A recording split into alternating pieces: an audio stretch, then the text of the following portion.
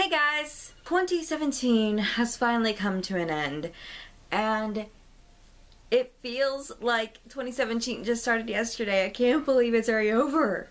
How does time fly so fast? I don't like it because I feel old. But let's not talk about something that's going to depress me. A lot of good things have happened this year too. Like, I've gotten back into art. I was a really dedicated artist when I was in high school. I mean, I would draw and paint and do pretty much anything art related when I was in high school, but it's like, since I graduated, I've just been too busy for it. So I finally picked it up a few months back, and it's led to me opening a Society 6 page, a shop, a Redbubble shop, and an NC shop. You guys know how Society 6 and Redbubble work. You just post a picture and they make it themselves on whatever the person wants it on. But NC, it's like you sell whatever you have or you sell whatever you make, and I've taken up making bookmarks. I also want to thank all of you for being so supportive to my small channel. It really and truly means a lot to me. I really and truly cannot express how thankful I am to all of you. But let's move on before I get too sappy. Since 2017 is over, that means it's time to talk about all of my favorite books of the year. Out of the 70 books I read this year, I am adding 7 to my favorites list. And coming in at number 7 is The Murder Complex Duology by Lindsay Cummings. This is the most twisted and murder-filled set of books that I have ever read. The books are told in Meadow and Defers. I can't really pronounce the male protagonist's name. I was able to when I read these books, but now, for life of me, I can't think how to say it. But anyways, the story follows their point of view as they're trying to escape the city they are trapped in into an apocalyptic world that is filled with cannibals and genetic mutation. There's also a little bit of mind control involved in these books. So, always a fun time. But these books had me on the edge of my seat the entire time I was reading them, and they kind of traumatized me a bit. The next book I have is The Problem with Forever by Jennifer L. Armentrout.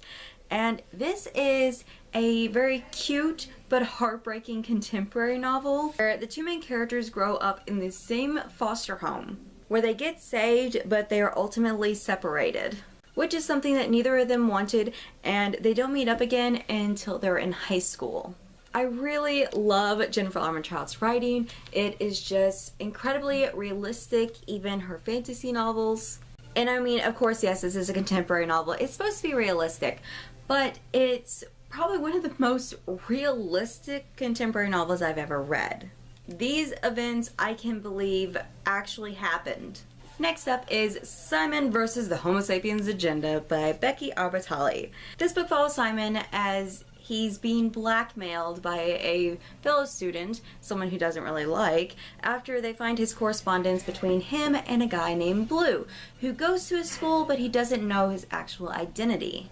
I really loved this book. The only actual problem I had with the book was the fact that I wanted to spend more time with Simon and Blue, because it feels like they were only together for like a chapter or two at the end, and we really didn't get to see much of their relationship. I mean, I know it developed through the emails, but I wanted to physically see them together. And I also heard this book is being adapted into a movie sometime this year, so really cannot wait to see that. And I will probably end up rereading this book before I see it. That way all of the details are fresh in my mind.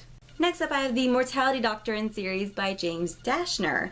Now, I'm not going to say much about this book other than the fact that the books take place in a virtual reality world, and there are so many plot twists, especially the plot twist at the end of this book shocked me so much that I dropped the book and stared into space for about a good 5 minutes. One heck of a plot twist.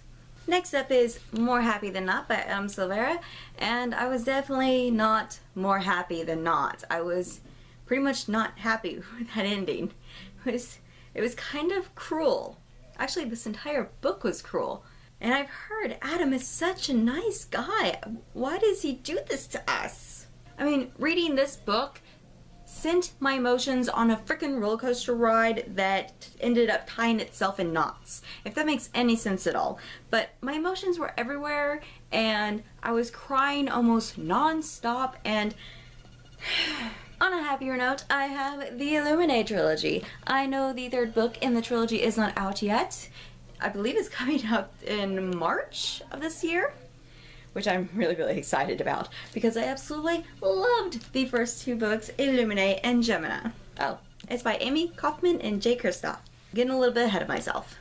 Point is, these books are fantastic, and I wasn't expecting to love them as much as I did. I was expecting to, you know, like, tolerate them because they're sci-fi books. I don't really have a lot of good experience with sci-fi books, but these were so amazing. I really love them. I love the audiobook, and I think one of the main reasons I love the audiobook so much was the fact that it was told by a whole cast of characters. So everyone had their own voices, everyone was really distinguishable, and it just made the reading experience so fun, especially considering the way the book is written and multiple forms of communication and video feeds and through the computer monitors and everything else, and just made everything so realistic. I mean, I've listened to a few audiobooks, and yeah, they read the book to you, but they're not realistic. This one was so realistic. It was like I was listening to a movie because it had sound effects and everything. It had alarms blaring, spaceships launching, pretty much everything. I don't think I've been numbering these down. I apologize. But coming in at number 1 is Lord of Shadows by Cassandra Clare. Illuminate almost beat this book, but the ending of this book stabbed me in the heart repeatedly. And I think while the book was stabbing me repeatedly, Cassandra Clare was walking away laughing maniacally at what she had just done to us. That ending was not okay. There's actually an extended deleted scene in the back of this book that I have not read yet, because after reading that ending, I just couldn't make myself read that deleted scene. I think maybe after the trilogy is over I'll be able to read it, maybe not. I am in too much emotional turmoil even thinking about it. Well, those are my favorite books of 2017.